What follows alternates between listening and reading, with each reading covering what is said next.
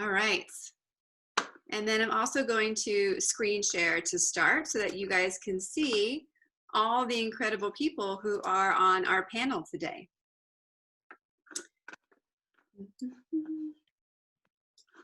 Okay, so thank you guys so much for coming to A Powerful Conversation About America, Racism, Episode 2. It's been exactly 1 month since we had our first conversation that was very powerful and inspiring and moving. And I'm excited to introduce who our panelists are for today. So we have these 5 incredible women who are here speaking with us today. You guys remember Sharifah from our first event, same as Mikelle and Chandra. And then we have 2 new incredible women joining us today, Kristen and Lauren. So I will let everyone do a little introduction themselves so we can get a reminder of how powerful and amazing you are, and then we'll get into the questions. So Sharifah, let's start with you.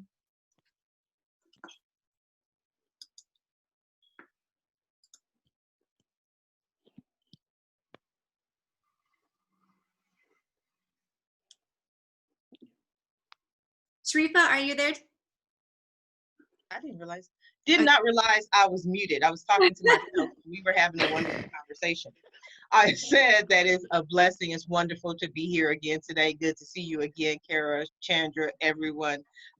Thank you again for this opportunity. For those of you who don't know me, my primary focus is being a business consultant, author, and talk show host. I host 3 different talk shows, all the way from Ask Sharifah Videocast to the Roundtable Talk Show and Face to Face Talk Show, which is a show I launched about a month ago after this panel. And one of the reasons I wanted to do that is I agree we need to have more conversations about America, race relations. And I realized on the Roundtable Talk Show, I didn't want people who came to the show to discuss their book or their business to feel awkward and put in a position to have to discuss and have conversations that they may not, want to have. So that's me. Love it. Thank you. Mikelle, please introduce yourself. Hi, everybody. I'm Mikelle Drew. I am a teacher, professor at FIT, fashion educator. I have a business, a training business called 383 Design Studio.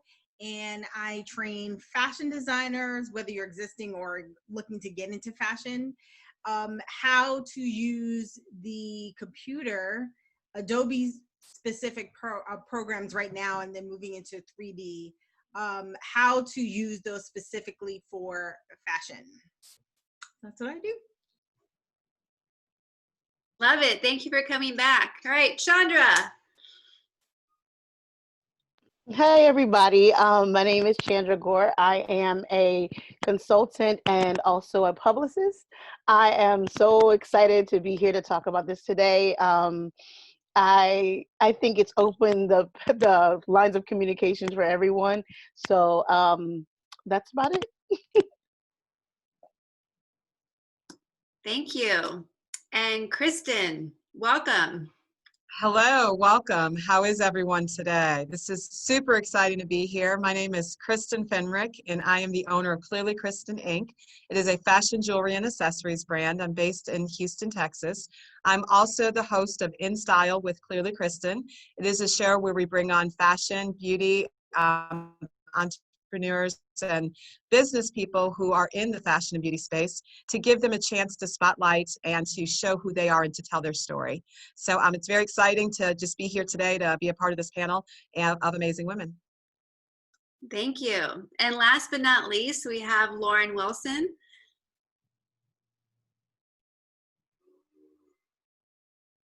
Lauren, you might be on mute.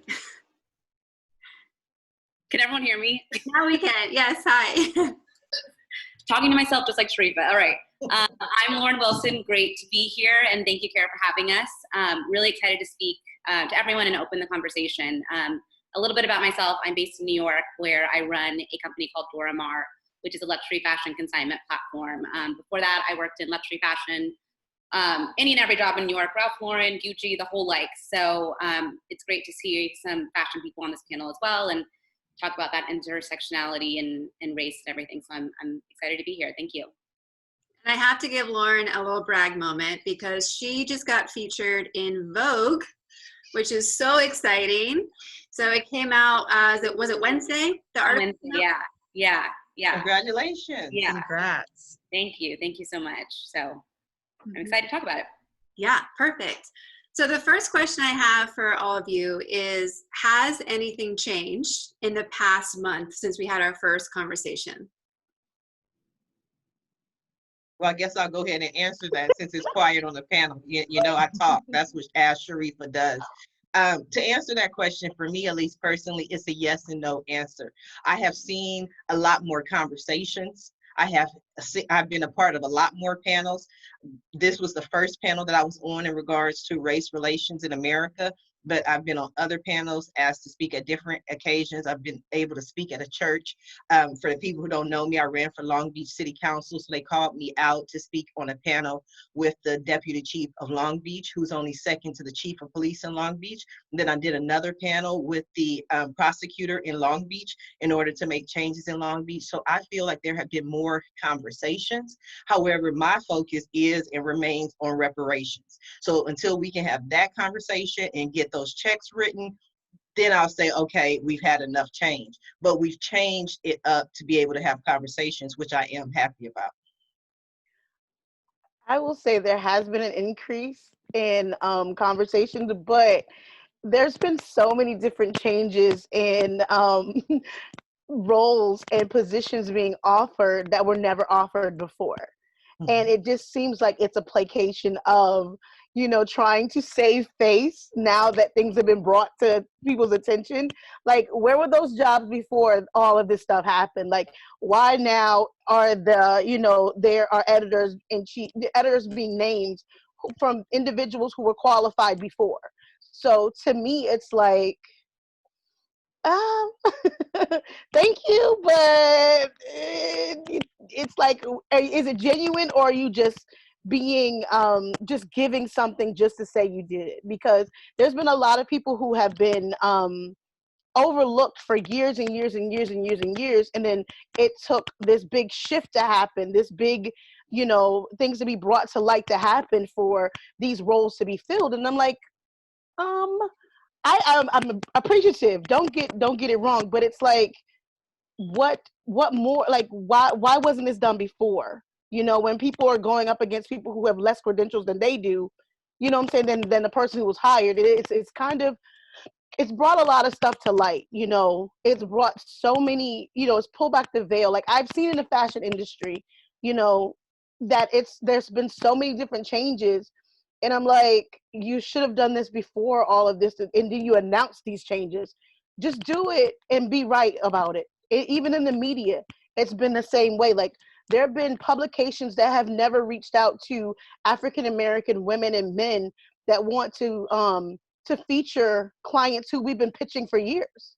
You know what I'm saying? Now they want to jump on the bandwagon to put them on the cover, put them in features, put them in on these lists, and all of these lists that came out. Like, these businesses just popped up out of nowhere. Like, I just think that it's a great thing, but it's also a double-edged sword, because it's like, it's kind of a slap in the face, because you knew we were here before, but now because you want to save your image, you want to push it to the forefront. It's you damned if you do, damned if you don't at this point. Like, but I've been reached. There's been other people who've reached out to me who I've tried to work with before, other publicists, other public relation firms, and I'm like, I tried to network with you before. Like, why now? Like, duh, I'm good. Well, what other Black publications? I'm good. Don't ask me for a list of Black publications. Don't do that. It's a slap in my face. Like, you have Google. Google is available. Like, I just think it's changed. So I'm new to the panel, but not new to this discussion. And just to give you guys a little bit of a background about myself, before I took my jump into the fashion industry, I was in the ed tech space. And in the ed tech space, I was in sales, and I was with a really large educational technology company. And I was one of the very few, being a female and being a Black female, that had a position with this company. They took a chance, as they said, on me, but I ended up really excelling and doing an amazing job and really helping to open the door for other women like myself to come in after me and get jobs in this space, which was predominantly male before. And then even if it was female, it was usually other women that were able to get these positions. I interviewed this week someone on my show that said something very, very mind-blowing to me that really made so much sense, being in the education space for as long as I was. He was talking to me about a new initiative that they're starting called the Be Smart Initiative. And the Be Smart Initiative is specifically geared toward helping children at younger ages know about all the different career paths that are out there. Because part of it, yes, is what you're saying, Chandra, is about the fact that, you know, where have we been all this time? Where have these jobs all been? But it's also the part of education on our part, educating our children and educating those around about other types of jobs and career paths and all the behind the scenes things that are available. And we all have to do our part in educating everybody, this next generation, the people that are currently in positions of power across the country that can hire people of diversity, and just getting ourselves in the room and getting a seat at the table and not stopping, you know, just at anything. Like, we have to forge those doors. And as these doors are opening right now, we need to step in them and then make sure, most importantly, that our children and this next generation are prepared to take these roles that are opening up and now available to us. And it's not that it shouldn't have been. I'm in total agreement. Like, what happened before? Why did it take something like what's going on for people to jump into it? The thing is, the season is here. And I think that's really going to be a space for everyone to really excel and figure out what they're good at and really know, like, what is all out there so that they can take part of it. I think that's wonderful and well said that you said it, Kristen. And I think that it was a lot of truth in what you had to say, as well as what Chandra had to say. My focus, and I did an interview a couple of weeks ago, and the gentleman asked me, he said, Sharifah, were you really motivated by Shirley Chisholm? One of the things that she said was to make sure that you get a seat at the table. And I said, no, I love Shirley Chisholm, but I don't stand by the whole get a seat at the table. I don't necessarily want a seat at the table. I want my own table. That's my focus in creating my table so that I can help other people become entrepreneurs, business owners, and CEOs. So I want to create that lane for people, which is why my focus has been on helping entrepreneurs, why I wrote my book, Signs You Might Be an Entrepreneur, why I built my first website in 1994, been doing this for 26 years, to help people not only be at someone else's table, but be the head of their own table. You know, I think that's really important that you say that, because I'm all about that too. Like, entrepreneurs, I love me some entrepreneurs. I'm an entrepreneur myself too. What I do realize, though, in order for me to get to this place, I had to forge connections.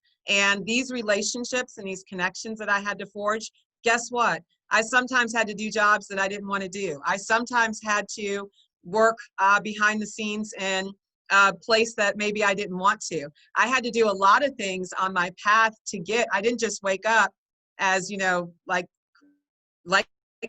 this. I didn't just wake up one day and this is what I walked into. I had to go through many different steps. And I think it's important for us to let people know that there's steps to this process, and you have to start somewhere, and don't be, you know, worried about that piece. Start where you are, forge connections, get the seat at the table of where you are, knowing what you're trying to get to is to, or where you're going is to get your own table and to create. I think everybody here on this panel, beauty is that we are creators. You know, we are people who are creating, whether you're creating jobs, whether you're creating new paths, where you're creating products, whatever. When you're in that place of creation, your job is to even create that table for others to come sit with you as they're figuring out what they need to do to go rise to their next level.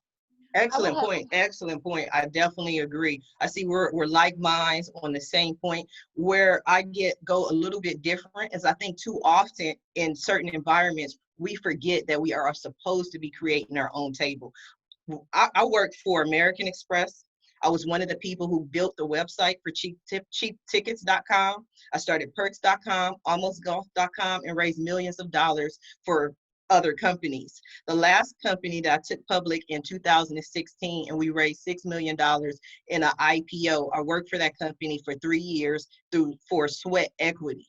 That's it. No paycheck, nothing else. So I earned my seat at that table. But what happens is we forget that once we get to a certain level, we're supposed to be taking care of ourselves. We're supposed to be creating for ourselves, creating our own company, taking our own companies public. And a lot of times, not because of our race or because we're women, when we go into those circles, people are looking for employees. They're looking for parts of their team. They're looking for people who will help them build.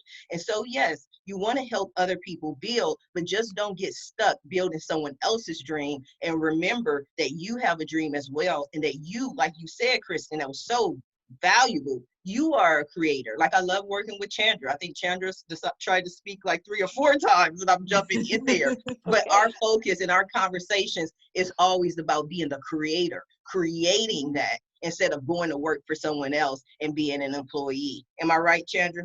Yes, and my biggest thing is like I come from a tech background, you know what I'm saying? And I mean, I've worked in different capacities. Like I even worked in, you said we have to show there are other industries that we have to go into.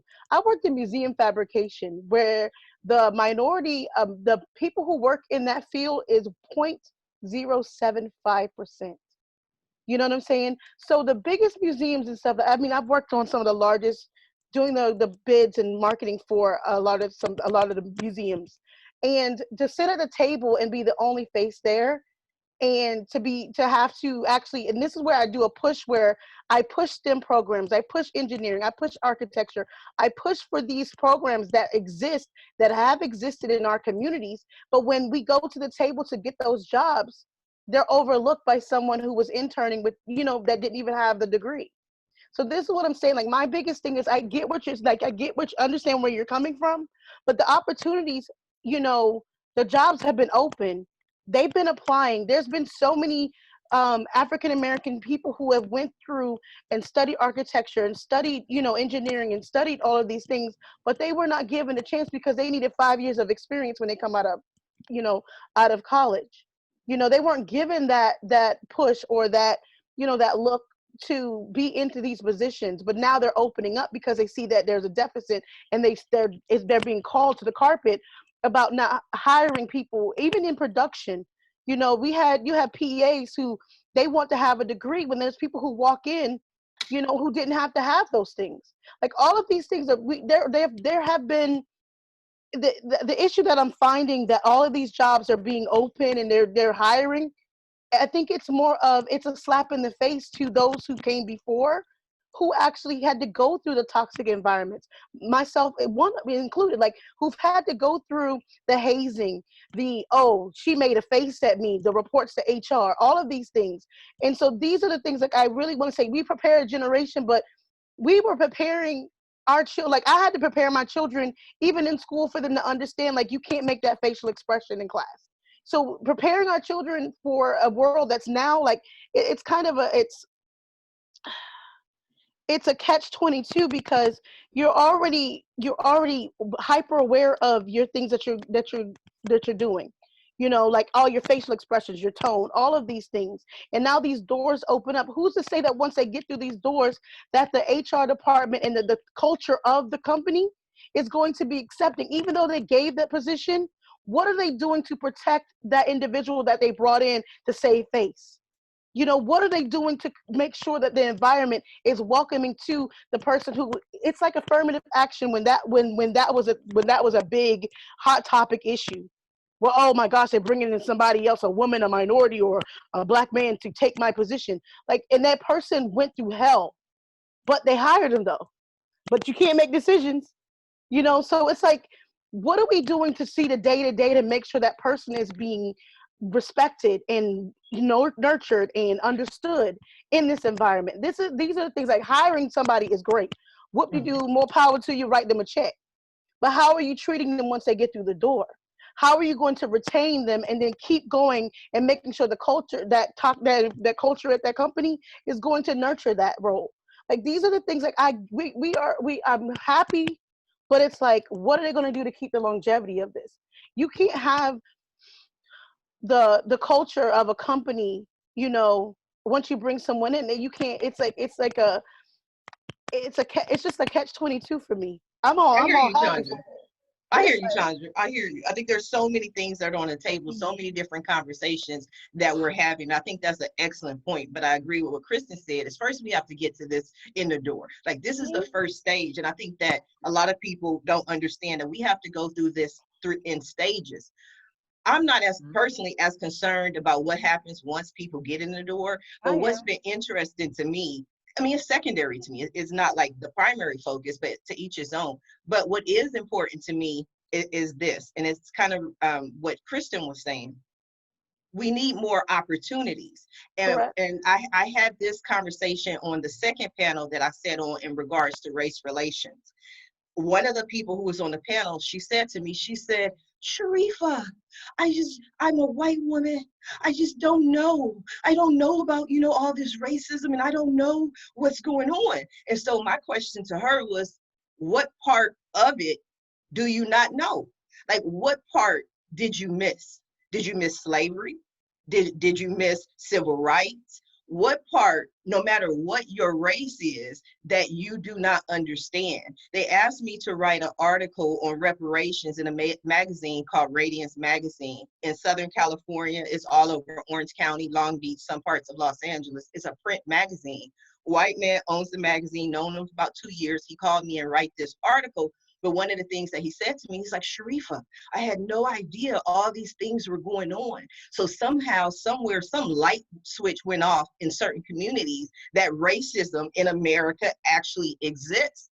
And so I'm curious from the other side, why all of a sudden are people waking up to this whole idea of racism in America? And why do we have so many white allies who are saying, let's open those doors, let's create those opportunities, and now deciding to make a change?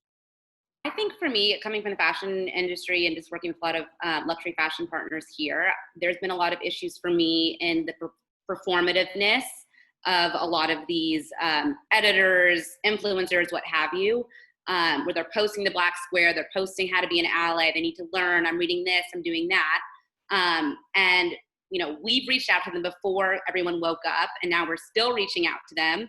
And they're like, yes, I want to support this. This is great. And then they ghost. And that performativeness is what's really, I think, like, it's great that they want to create opportunity on their Instagram to their, 100,000 followers, but what are they doing to push that opportunity? And I think that's been a struggle for me, because it looks like, wow, doors are opening. We can take hold of this. Like it's our time to amplify our voices and the voices of other, women in our community. And it just seems like a lot of times it's for that PR kind of angle for a lot of people. And that's been, I think, the biggest struggle for me. I think what's changed for me personally is that I'm so confident in using my voice to raise up my community, and raise up other women, especially women who are part of Dormar. And that's a lot about what that Vogue article is about. So I appreciate, the magazine giving me that spotlight, but there's a lot of other partners who,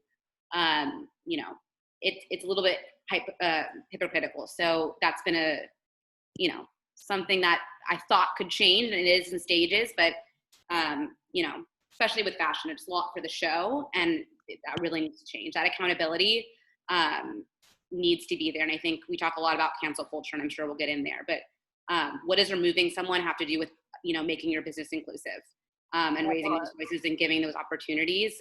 So that's something that I'm really trying to focus on. And there's this great panel for those who are in fashion called Black in Fashion. It was started by Lindsay People-Wagner and Sandrine Charles. And they had a call today about how they're kind of implementing with different fashion brands, how to hold people accountable, kind of these checkpoints they're having with brands. So there's a lot of great things happening, but especially in fashion, there's a lot to do in that performativeness, I think. I think that one of the things, this was something that I had mentioned in the last panel, and it's something that I constantly talk about. Like right now, I feel like I can't make the assessment of how good things have been going or how bad things have been going, because it's only been a couple of months. And the real testament to what's going to stay and whether this is really going to be something that is long-term is if we have this conversation next year, same time, what did we actually see? And my whole thing is the consistency. Mhm. Like for all the people who are saying, and Lauren, you're already seeing it. Like people are like, I posted my black square. I made my donation. I'm good. Mhm. No, you're not. As far as they go. There's so much more that needs to be done. And for those who are saying, I really want to help, if you're really and truly about it, you need to understand that it's a lifelong, let's hope it's not our entire lives. Although I feel like and I've said this with, my husband and I have talked about how this is something that we may not see in our lifetime. Exactly. So it's really more setting up for the next generations. So people need to understand that it's a long journey, and it's not something that by Christmas time will be done, and everything will be back to normal and everything will be fine. I mean, if that were the case, then we would have had rights, 50 years ago when they signed a bill. But that we all know that doesn't happen, that hasn't happened. And it needs to be something that just keeps on going. So I think it's about the consistency of all of us who are within this, everybody in the Black community continuously holding people accountable, but also all of those who are saying, I want to be a better human being. I want to be a better person. I don't like how people are being treated. You also have to consistently step up, whether it's, and Karen and I talked about this on her podcast, it doesn't have to be that if you're not a person who goes out and protests, that's fine. If you're not a person who is, about posting on social media, that's fine too. But where I need your help is your father, who is consistently doing those jokes about, Black people and this one, or who has the power to say yes or no to the loan for the next entrepreneur that's coming in trying to get some money to build up a business or to do whatever. I need you to be the one to say, this is wrong. You shouldn't be doing this. Or say something, that is probably one of the most powerful things that people can do if you're not Black, and even if you are, or for whatever, well, we're not talking about other marginalized communities, but for any community, just being a better human and saying, this isn't right. Let's do something about it. No, I agree with you. I definitely agree with you. I just take to a certain extent, a different stand, not completely different, but we mentioned this on another panel when the lady said basically the same thing. She said she wanted to go into the stores and not have people look at her like she was going to steal something. She wants to go into the bank and have people approve her loan and not disqualify her because she's an African American. And I said, well, see, that's why my focus, and I say reparations a million times, because I don't want to go into a bank. Right? I want to be able to have my resources that I can pass down from generations to generations so that I don't have to go to ask anyone for money. I don't care what their race is. I don't want to have to ask anyone for anything. I want to be self-sufficient.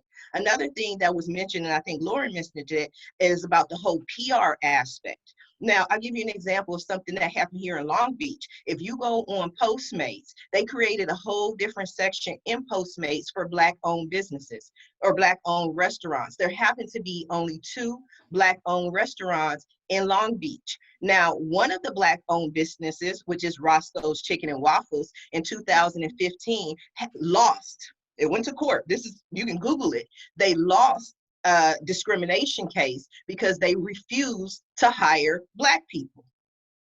They're a Black-owned company that will not hire Black people, but yet when everything goes on about race in America, everyone of every race sends all of their money to this business because they're Black-owned.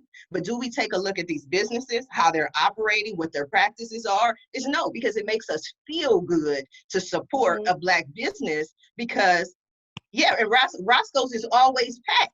But have you, and it's nothing against Hispanic people, but the guy who owns Roscoe's Chicken and Waffles, and I can tell you from experience, I know him personally. His name is Herb Hudson. Herb will tell you from his own mouth, he doesn't hire Black people, because he will tell you Black people will steal it all. And he doesn't use the word Black people, but Hispanics, they'll steal from you, but they'll leave you a little something.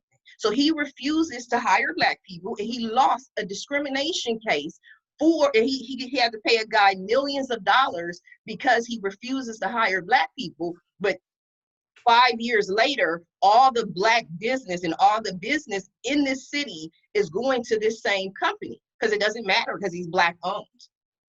Sharifah, I do have something to say to that, because, and it's so interesting that you said that, because right before I was going to make a comment to Mikelle, and when all of this started taking place, as a fashion brand owner and being a Black entrepreneur in the fashion and beauty world, it's very tempting and very easy to hide behind your brand. And what I mean by that is, for years, I hid behind my brand. I didn't want to be the face and name of my brand because I was a Black female. Predominantly, most of my customer base was white females. And I kept thinking, if I put myself out there and I make myself be the face and name of my brand and everybody knows me like that, is it going to take away from people wanting to buy from me? So I had my own hang-ups that I had to be truthful with my own self about, and say, you know what? I'm gonna go out there. This is who I am. And you know what? See, somebody else is saying same here. It's a very fickle space. And so I've had to let go of my own hangups. I've had to push back and say, you know what? I will be the face and name of my brand. It's not going to take, or, you know what I mean? I've got to stand up in the same way, and stand up for my own self, my brand, my company, not try to hide behind a different image. And I need to be part of the solution of changing what beauty means in our country, period. So now I take that on as a responsibility of mine.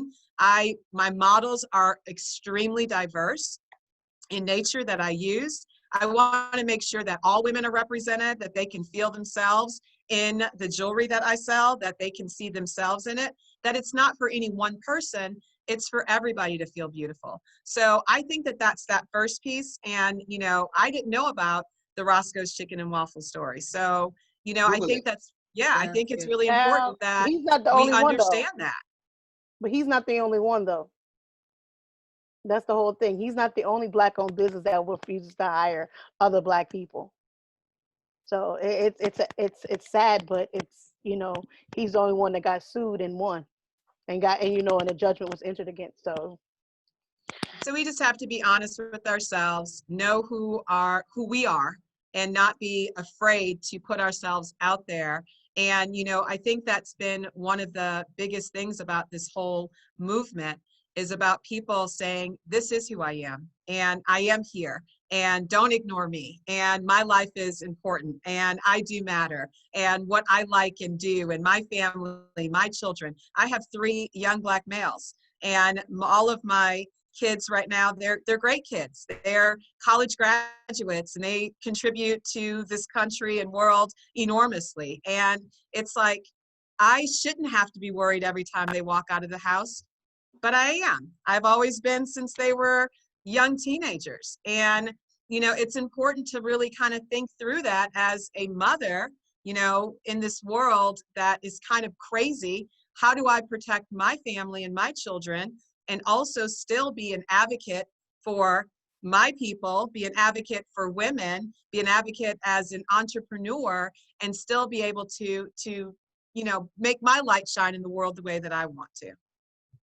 Kristen, I feel like, I mean, you kind of like took the words out of my mouth a bit, because I'm going through the same thing with my business, really honing in on who I am and infusing that in the business. I had a co-founder who is no longer part of the business last fall. She was a blonde-haired, blue-eyed girl. I raised the question, we're a new business, we need to, you know, promote so many different types of women on the platform. She goes, Lauren, our audience is white, they don't want to see Black models. And she said that. She's no longer with the company. She did say that. We had a lot of issues. But I have to be honest, I'm biracial, and when she said that, and having worked in luxury fashion, I was like, maybe she's right. Maybe no one will think we're luxury. Yeah. Maybe that's not the answer. And I hid myself and who I am in its entirety from my brand. And you know what? The brand was not authentic. It was not true. There was no personality. And the second that I decided, you know what, I'm going to embrace who I am in all ways. And the business now and myself, no matter what happens with the business is going on right now, but I am giving a voice to myself and to other women. I mean, the woman that was featured in the Vogue article with me, her name's Delanique. She's this adorable, beautiful girl. She's launching her own skincare line that's, she's calling it a skincare, like lifestyle goop kind of place, and it's for Black women's skin. And she's launching it in a month or two, and I was able to feature her, and she had her business mentioned in Vogue. And to be able to give that platform to women of all different colors, but specifically Black women right now is what this is about. And we do have to we need opportunities, but we have to use our voices to raise each other up to get to that next level. I think it's really interesting how many of us in fashion and in higher end fashion have that same issue of feeling like we can't show our faces. And the person in chat is actually my best friend. Shout out to Amber Pontier. Forgot my earrings today. But it's like once you get to a certain level in fashion, it's almost like when you put yourself out there, people feel like they won't be able to relate because there's a Black face there. And that's really sad. It's like, okay, if I'm out there, then other people think, oh, it's a Black brand, so it's not for me, you know? And it's really hard, but necessary to change that narrative, because it's not like we're putting products out that's just for Black people. You know, we're putting great products out for people who connect with the story and connect with the brand to buy it, you know. And it's not that if I'm not Black, I can't buy it or I can't understand it. No, it's not that at all. If you connect with it and you love it and you think it's gonna look beautiful on you, then you should support it. You should go ahead and get it, you know. I think that's across the board, though. I don't think that's in any form of fashion specific. I'm not disagreeing with you at all, but I don't think that's specific to fashion. I think it's not specific to fashion, but it's something that comes up a lot. It does in fashion. No, I mean it pretty much does. And particularly like luxury, like high end luxury items. No, again, that's what I'm saying. So with high-end luxury items, you have a lot of different industries and a lot of different brands. So it's been my experience that the higher you go up as far as the echelon, the less you deal with people of color, or the less you deal with a certain image and a certain look. So my focus, again, I always go back to what is the heartbeat of America? What makes America's heart beat? And that's small businesses. So if you take away small business, what happens when your heart stops beating? So we just have to implore, to me, this is my focus, to implore more people of color, more minorities, more African Americans to focus on being the business owner as opposed to being the employee. Because I can give, we're talking about fashion as opposed to anything else. One of the number one questions that I'm asked when people learn that I have a talk show, oh, okay, is it for Black people? Or are the majority of your audience Black? No. I'm like, if you watch my shows, which I'm sure all of you have, the majority of the guests on my show are primarily white. Whether white men, it doesn't really matter. The majority of people are white. And then I will say to them, I put out a response or a request for people to be guests on the show, and people will apply. I don't go after white people. I don't specifically go after Black people. I go after people who want a platform to have a voice to tell their story and talk about their business. So we just have to keep reminding people how important it is for us to continue to grow and to get to those levels so people become more accustomed to seeing our Black faces. Yeah, Sharifah, I think you make a really good point. There was a brand. I think there's an issue right now with having that one Black seat at the table. Like this is a Black person's role. We need one Black person to do this, to do that. There was a brand that did a story on Juneteenth. Obviously, this Juneteenth never got attention in mainstream media until this year. Story was a luxury fashion brand, and their Juneteenth story was featuring their one Black stylist cooking a pie in her kitchen. Why she gotta And be cooking though? why does she have to be cooking? Why does she have to be cooking? Like, Yeah. just because she's Black, there's a ton of things to celebrate her beyond cooking peach cobbler.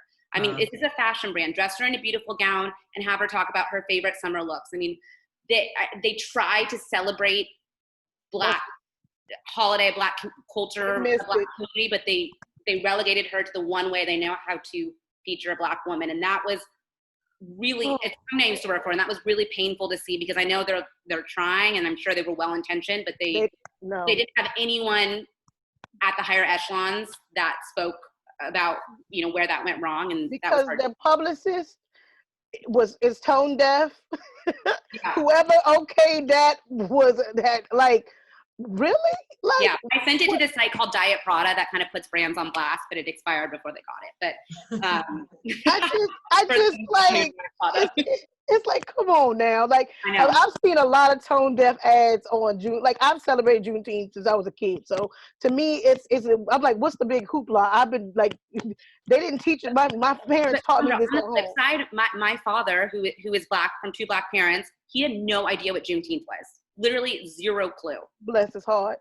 So it's like one of those things that like it's just been so buried under the rug for a lot of people, including Black people. Okay, the thing is, the sad part is that the history books are written. Like, I could have a whole conversation about how, because that right there is a whole different. It is up to us. Like, I teach my family, my children, because I was taught. I'm from the South, so there's an spoken oral history that goes on through our family that carries on. So I just think that having a publicist who is, or having a marketing department that is diverse, that could understand exactly what your audience wants and not just speaking to one section, would have prevented that poor girl on the thing cooking a pie. Like, come on now. Like, they might as well had a breast. The mindset. Like there's Black women, Black men come in many different backgrounds, things they can do. It's not cooking or she probably has a degree and is very accomplished. Yeah. And wait, what's the thing they always say? Oh, you're so articulate. Yeah, exactly. So I'm going to jump in right here because I have the best publicist and PR firm, period. Like, they're awesome. And she's watching right now, so I'm going to ask her to go ahead and chat her information. But what I'm going to tell you guys is this. It all comes down to you actually, that person that's representing you and your brand needs to actually know you. You can't just hire somebody that is out there random and you think that they're going to tell your story correctly. You have to have somebody that is going to tell your story correctly, that understands you and your brand and what your influence is on the marketplace, and make sure that they're going to put you in the right frame, because that's also part of our responsibility. You can't just have other people that are just telling who you are and now putting you into these situations, and now you're kind of like, what just happened? Now, me being a publicist, this is my profession. I'm a publicist as well. So it's like, what really cracks me up when I have a consultation, I had someone ask me, oh, do you take white clients? First of all, ma'am, let me tell you something. There's a combination, there's a certain sweet spot that you have to be able to tell somebody's story. There are 3 parts that make a great pitch. Yes. So don't ask me if I work with a certain, ask somebody else that. Don't ask me that, because I don't see you asking my white counterparts, do you handle African American? Because some of them will not take a Black client, or they'll take a Black client and then they'll pitch them and they'll tone deaf on their pitches. So the whole conversation has to happen when you have, this is a whole different, we're about to walk into a whole different situation. We've had Black celebrities who go for the white firms and have fallen on deaf ears because they don't know how to pitch them. They don't know what angle to pitch them from. They don't know what publications are out there. Like I said, I had another white publicist ask me about Black media.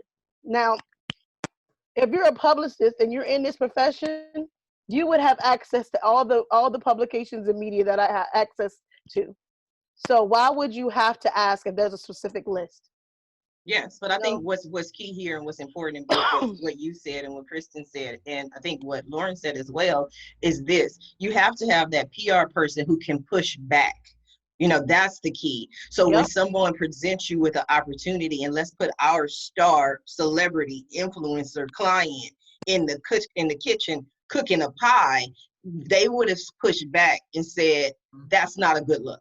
That let's explain it. But when you have a representative and you have a company who don't understand that we do not want to be portrayed in a certain way, that's when it becomes an issue. So you have to have that person who's in control of helping you with your brand and giving you opportunities that won't put you in a bad light. Because I agree with you, Laura, but to me, again, let me say it again. I agree 100%, but there could have been worse things than a lady in the kitchen cooking a pie. You know what I mean? Like, because I'm like, they could have been like, oh, she's making that fried chicken and watermelons. You know what? If you don't stop, I was thinking that, but I wasn't going to say it. But I was thinking that, though. Chandra, you knew I was going to say it. You know what I'm saying? Like, at least she got to cook the pie. You know what I mean? They could have put her in some ancient mama scarf, or you know what I mean? Now you can't even have ancient mama. See, they didn't take an ancient mama away. But she wasn't cleaning though, so that's a good thing. That's what I'm saying. She wasn't the maid. She was not the help. She wasn't the help. It's a funny thing that we can laugh about some of it's the most disrespectful thing. It was so off. And this girl that was in it was not, she actually works for that brand. So it's a whole internal thing. I would have quit. So I think that comes to the next step of like, the only way she was going to, be featured, be a face of this luxury brand was to put herself in her, I mean, I don't know her personally, but was to kind of like relegate herself to one role. So at least she had some sort of feature because she didn't feel like there was another way to be featured. And I think that's to compromise herself. Beyond fashion. Like how do we get people to think that, Black people can be featured and have those voices and have those platforms without that stereotypical way that, we've seen them throughout history. I think that's like, is well beyond fashion. Yeah, but I have an answer for that, Lauren. It may sound simple, but you have to first be able to see in your mind's eye that Black people can do more than just cook in the kitchen. If you can't perceive that, you're never going to create that environment. I mean, because my background is entertainment. Like I said, the company I just took public, it was a television studio. That's how I know the who's who in Hollywood. But you have to create images in the media of doctors and lawyers and successful people so people can recognize that. But when you tune in, girl, what's that, the 80s? But you have to be able to see people in certain roles. They're not the drug dealer. They're not the hooker. They're not the criminal. You know what I mean? They're not the crazy lady sitting on the bus stop. You have to be able to see successful people in roles and create more opportunities for people to relate to. Because some people really do take television literally. They think because I saw that on television, everyone's like that. I was watching this show. I'm captivated. As soon as this ends, I'm going back to it. But if you haven't seen All American on Netflix, that is my new series. I've been watching it, but it's so much about race in a funny, humorous, family way. But it's just so much about race, and it's interesting. And I just think we have to show different areas and different dynamics of who we are. Back to what I think Chandra, who said that people say you're so articulate. Was that you, Chandra? Yes, I'm tired of it. Yes. But see, I heard what you were saying when you said it. And I don't think our audience truly understood what you were saying. When you say to a Black woman, you are so articulate. People say that because to a lot of people it's a surprise, which is why at times I'll be very quiet and just listen. And then when I speak, they're like, oh my God, like you're articulate. I'm like, okay, what did you expect me to say? Yo, what's up? Like, it's just an image that they see of people, and we have to change. What it be like, dog? You know what I mean? Like, I don't talk like that. I'm not, you know what I mean? Like, I'm a very educated person, but that surprises some people because they have a certain idea in their mind of who you are and what you stand for. I think it also goes back to what I was saying in the beginning about opportunity and education.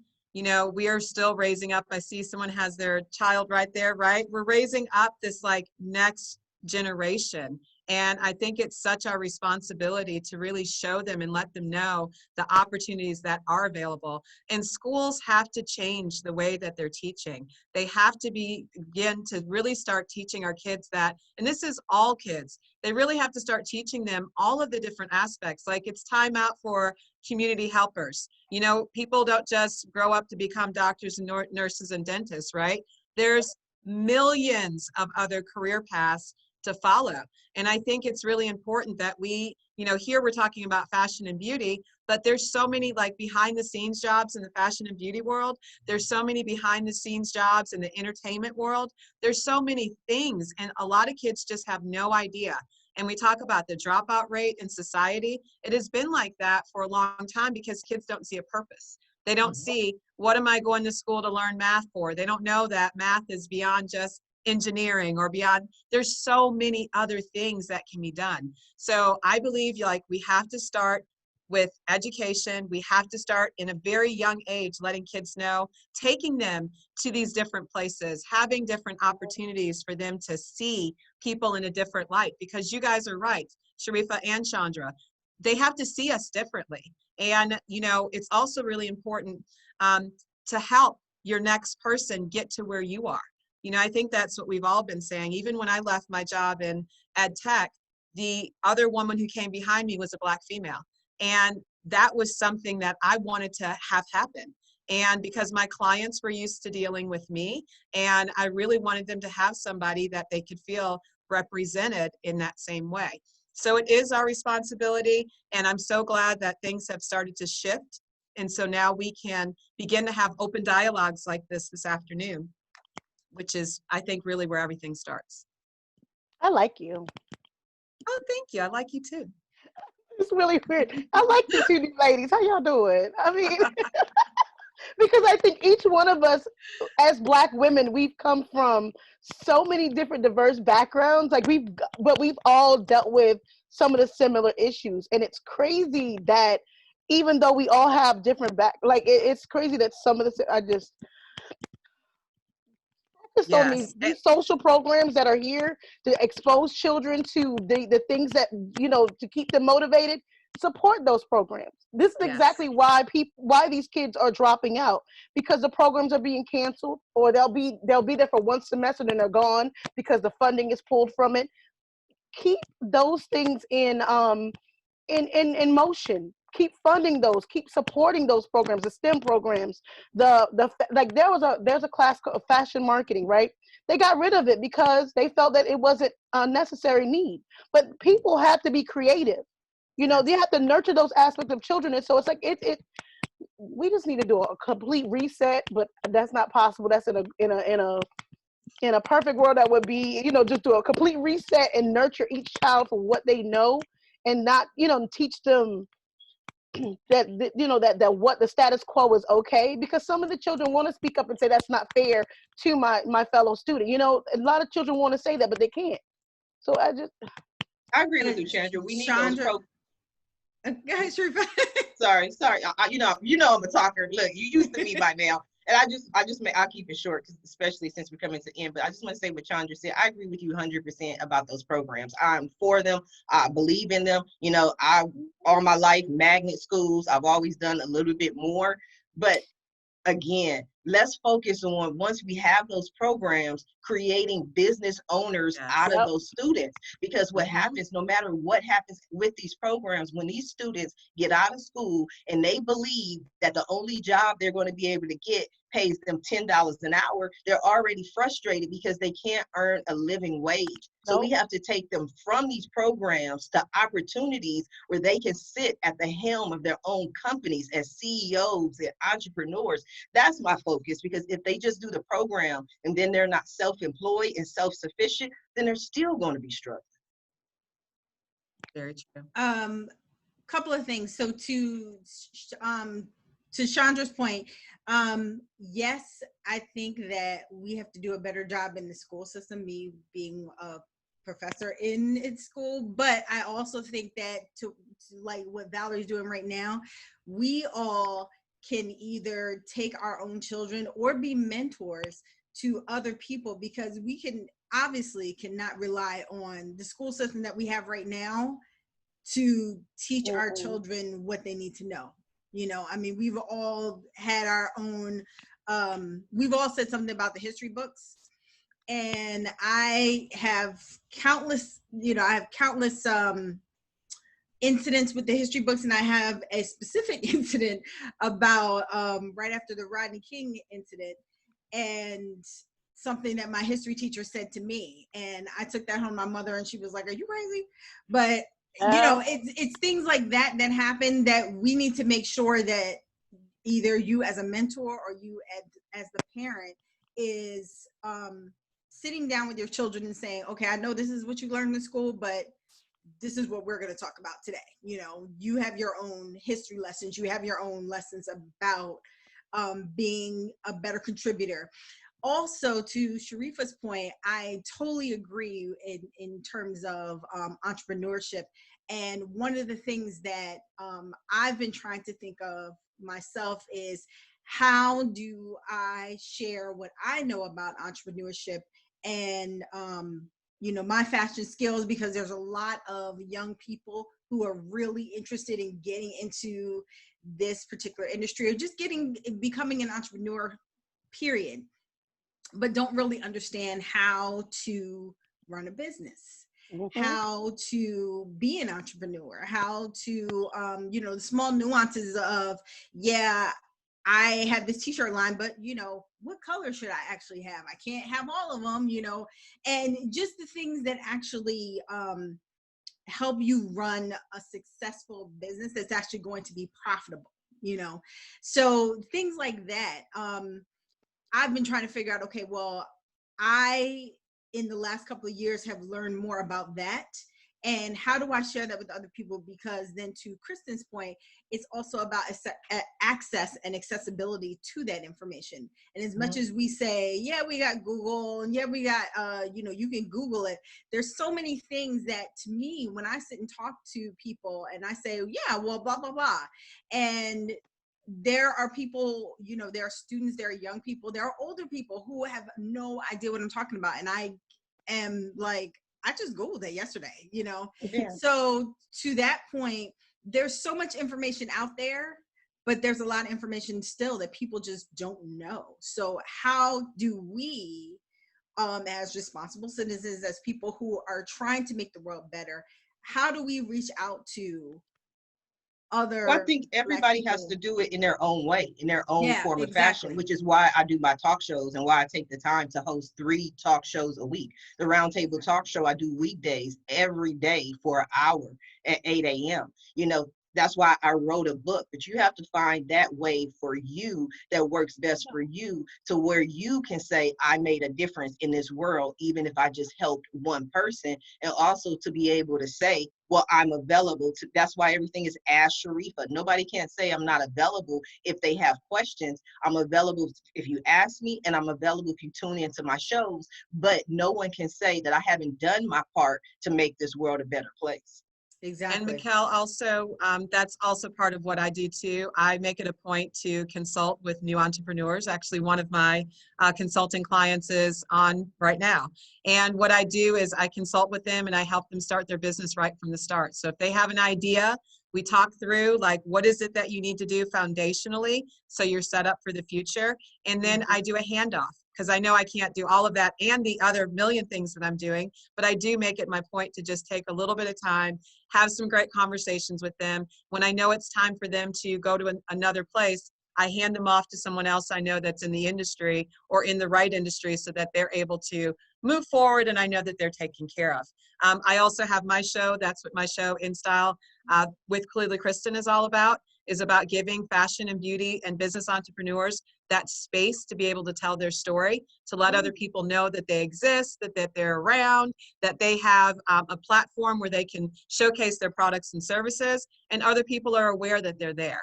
So, and our show is on Thursday nights at 8:30 on Roku. Yes, Kara, Roku, Amazon Fire. It's on Apple TV. It's pretty awesome on the new Promote Her network. So you guys check it out. Yes, Annika, you can put that in the chat, but it's awesome. You guys check it out, and it's really great. So we have to find find your thing that you can do to give back.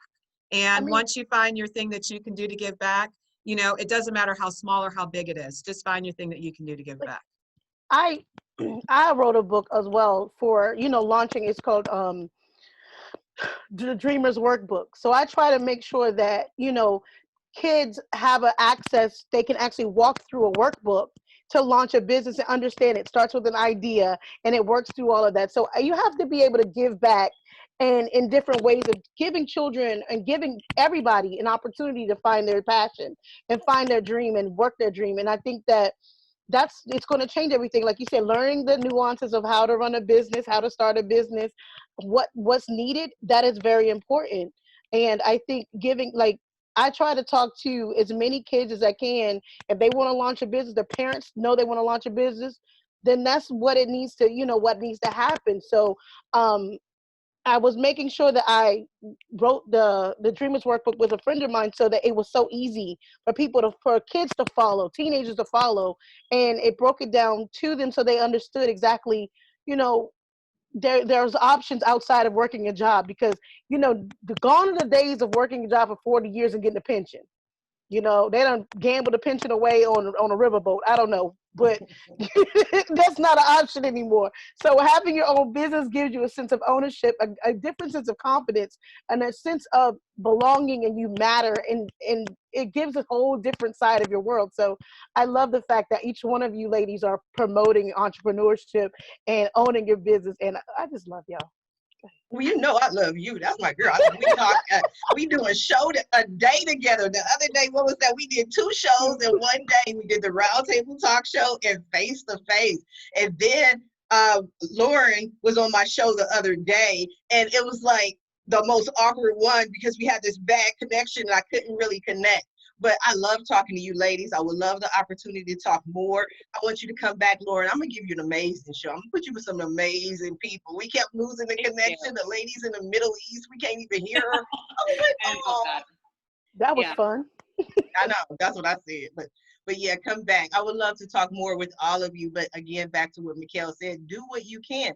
That's why I wrote my book, Signs You Might Be an Entrepreneur, How to Discover the Entrepreneur in You, to help people who are interested in becoming an entrepreneur. I love this entire panel because everyone is on so many of the same pages, right? We're here to be good citizens. We're here to be entrepreneurs. We're here to, keep lighting the way for everyone else and highlighting who's here. And that's like the entire Powerful Ladies thing. It's like, we know how to make things happen. We know how to change things. And thank you guys so much for being a yes to me for the first time or again, and sharing this conversation, because seeing everyone in the chat, these conversations matter so much. Everything you're talking about, we have to keep doing these. So before we wrap up today, I'm going to share my screen again and let everyone see your contact information. And then, so here's how you can connect with all of our panelists. We've got their Instagrams, their websites.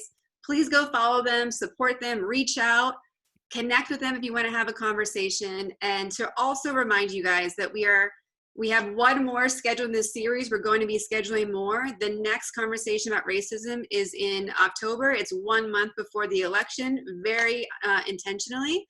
And we're going to be focusing on that one a lot about what actions need to be taken, or what available actions are there that we can do to keep pushing this through, because there are so many opportunities right now.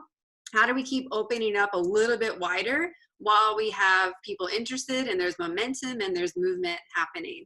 And then we will also be sharing this as we did before, so you can get it on YouTube, and it'll be our podcast next week for anyone that couldn't listen to it live. Everyone will get to. But panelists, thank you so much for being here. Thank you so much for everything that you shared. You are for sure incredible, powerful ladies, and I can't wait to see you all on the next one. Thank you for the opportunity. Thank you. Thanks, everyone. See you next time. Bye.